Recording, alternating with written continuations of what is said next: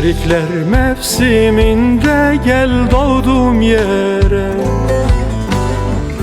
çiçek arı kelebekler de benle. Baharın mis kokusunda seni göreyim. Bahar yaz sonbahar olmadan sen gel.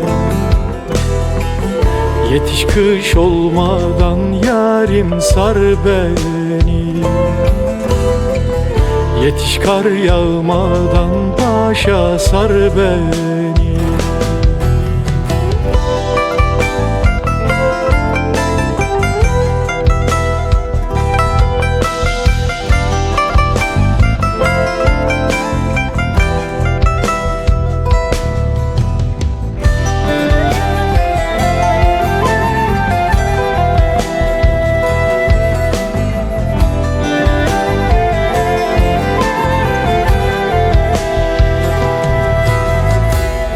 Kuş olup kanatlanıp gel doğduğum yere.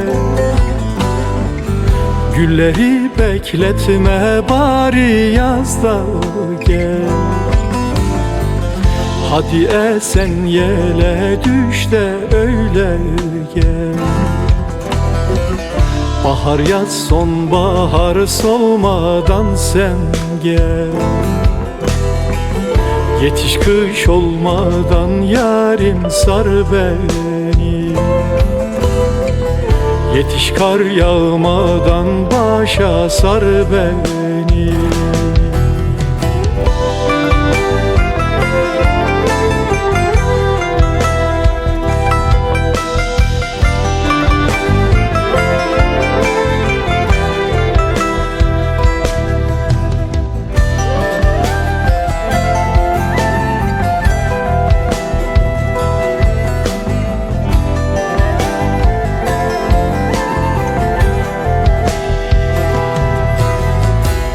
Hasretinle dayanılmaz haldeyim.